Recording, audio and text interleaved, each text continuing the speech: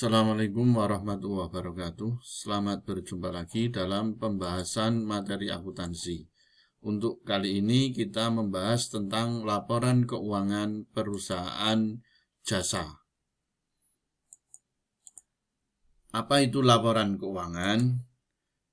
Di sini saya mengambil dari PSAK, yaitu Pernyataan Standar Akuntansi Keuangan nomor 1. Laporan keuangan adalah penyajian terstruktur dari posisi keuangan dan kinerja keuangan suatu entitas atau suatu badan usaha atau lembaga. Sedangkan menurut Ikatan Akuntan Indonesia atau yang disingkat IAI, tujuan laporan keuangan yaitu menyediakan informasi mengenai posisi keuangan. Untuk posisi keuangan nanti bisa dilihat di neraca. Kemudian kinerja, untuk kinerja nanti bisa dilihat di laporan laba rugi. Serta perubahan posisi keuangan suatu perusahaan yang memiliki manfaat bagi sejumlah besar pemakai dalam pengambilan keputusan ekonomi. Jenis laporan keuangan. Untuk jenis laporan keuangan ini harus berurutan. Yang pertama harus urut dari laporan laba rugi. Kenapa? Karena laporan keuangan yang lain tidak akan bisa disusun manakala tidak diketahui berapa laba atau berapa ruginya. Jadi untuk laporan keuangan harus urut. Yang pertama adalah laporan laba rugi, yaitu laporan yang menunjukkan kinerja perusahaan ya, pada suatu periode akuntansi. Kenapa disebut kinerja perusahaan? Karena jika perusahaan itu labanya semakin meningkat, berarti kinerjanya semakin bagus. Jadi diukur dari laba atau ruginya itu, maka akan diketahui kinerja perusahaan. Untuk mengetahui laba atau rugi, pendapatan dikurangi beban. Laba akan terjadi manakala pendapatan lebih besar daripada beban. Sebaliknya, rugi terjadi karena bebannya terlalu tinggi atau terlalu besar dibanding dengan pendapatan, maka mengalami rugi. Kita ambil contoh untuk laporan laba rugi, ada dua bentuk. Yang pertama adalah single step. Di dalam laporan laba rugi single step, di sini pendapatan dijadikan satu, baik pendapatan usaha maupun pendapatan di luar usaha. Ini dijadikan satu, kemudian dijumlah. Jadi contoh pendapatan jasa itu pendapatan usaha dimasukkan di sini. Pendapatan bunga dan pendapatan sewa itu pendapatan di luar usaha. Juga dijadikan satu, kemudian dijumlah sehingga ketemu namanya jumlah pendapatan. Ya, ini single step, jadi dijadikan satu, pendapatan usaha dan di luar usaha. Demikian juga beban-bebannya. Contoh di sini yang beban usaha itu beban upah, beban listrik air, beban perlengkapan, beban penyusutan peralatan. Ini adalah beban usaha. Beban usaha itu beban yang berhubungan dengan usaha pokok perusahaan secara langsung ya. Sedangkan ini adalah beban di luar usaha. Ini juga dimasukkan, digabung jadi satu, sehingga ketemunya total beban atau jumlah beban-beban. Nah, ini single step. Kemudian jumlah pendapatan dikurangi beban. Nah, ini pendapatannya lebih besar. Pendapatannya 43.000, bebannya 41.000. Berarti pendapatannya lebih besar. Karena pendapatannya lebih besar, berarti terjadi yang namanya laba. Selisih pendapatan dikurangi beban, karena pendapatannya lebih besar, maka namanya laba. Ya. Kemudian yang kedua adalah multiple step. Yang membedakan di sini, ini pendapatan usaha dan di luar usaha masing-masing sendiri-sendiri. Contoh di sini ada pendapatan usaha adalah pendapatan jasa, ya, 1.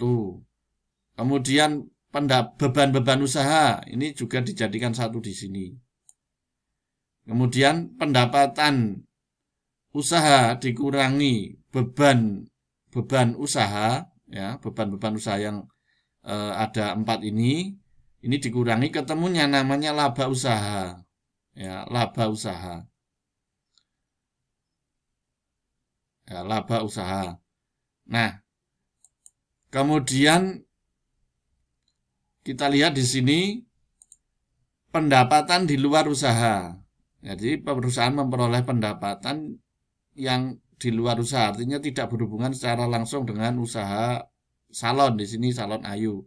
Pendapatan bunga, perusahaan itu kan karena salon ini kan tidak ada hubungannya secara langsung dengan bunga, tapi karena menyimpan uang di bank mendapatkan bunga. Nah, ini di luar usaha. Ini dijadikan tersendiri. Sehingga di sini dijumlah namanya jumlah pendapatan di luar usaha.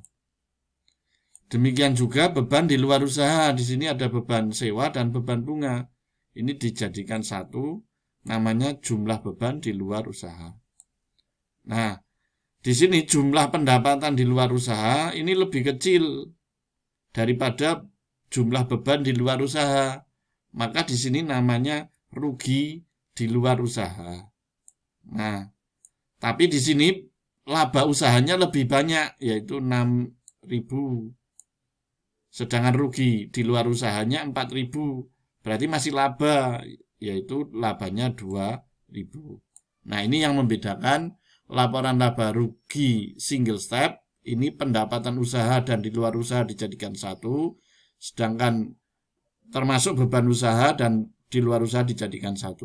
Sedangkan multiple step, di sini pendapatan usaha sendiri, beban usaha sendiri. Ketemunya laba usaha. Kemudian pendapatan di luar usaha sendiri, dikurangi beban di luar usaha sendiri.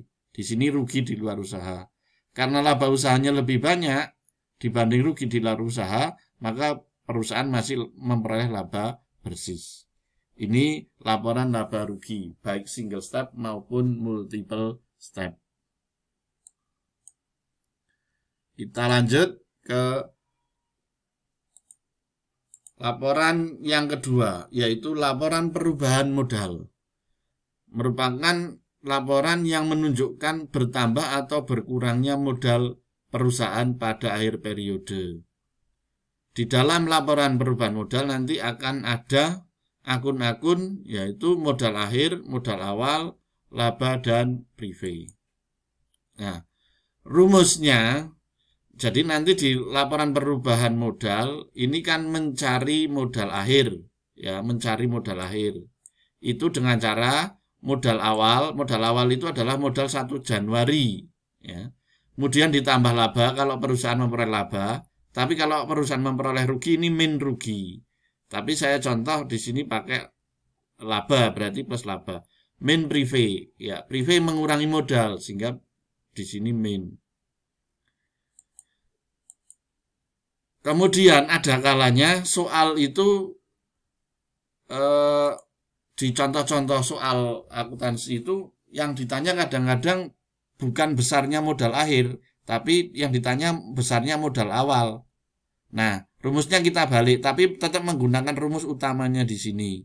Sehingga modal awal di sini yang tetap di sebelah kanan, modal akhirnya tetap di sebelah kiri, labanya kita geser dari kanan ke kiri, yang tadinya plus jadi min laba. Kemudian min prive di sini di sebelah kanan, pindah ke kiri menjadi plus prive. Sehingga modal awal diperoleh modal akhir min laba plus prive karena pindah ruas. Atau mungkin yang ditanya laba. Kalau yang ditanya laba berarti modal akhir tetap di sebelah kiri, modal awalnya dari kanan ke kiri menjadi min, kemudian prive-nya dari min menjadi plus. Atau yang ditanya bisa prive, berarti prive di sini di sebelah kanan, min pindah ke sini menjadi plus. Sehingga prive sama dengan modal awal plus laba. Lah modal akhir tadinya di sebelah kiri, geser ke kanan menjadi min modal akhir. Itu kadang-kalanya seperti itu. Nah, contoh laporan perubahan modal seperti ini. Jadi modal 1 Januari 2019 ini modal awal. Kemudian ada laba bersih berarti ditambahkan.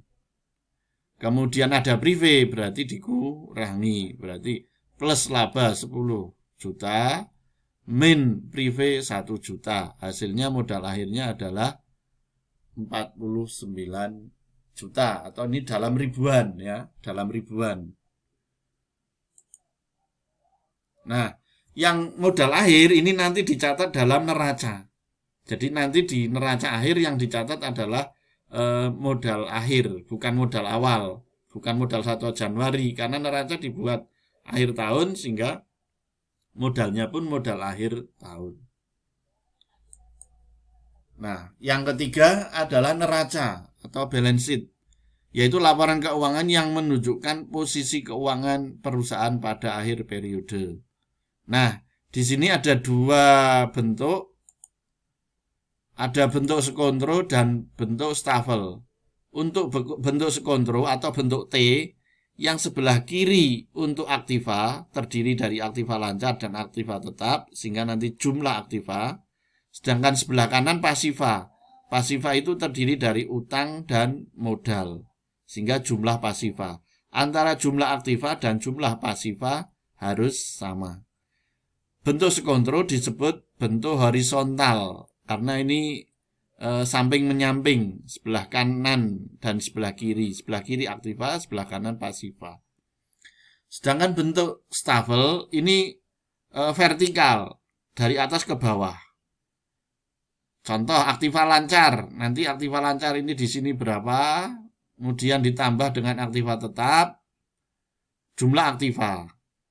Kemudian utang ditambah modal, itu ketemunya jumlah pasiva. Jumlah aktiva akan sama dengan jumlah pasiva. Ya.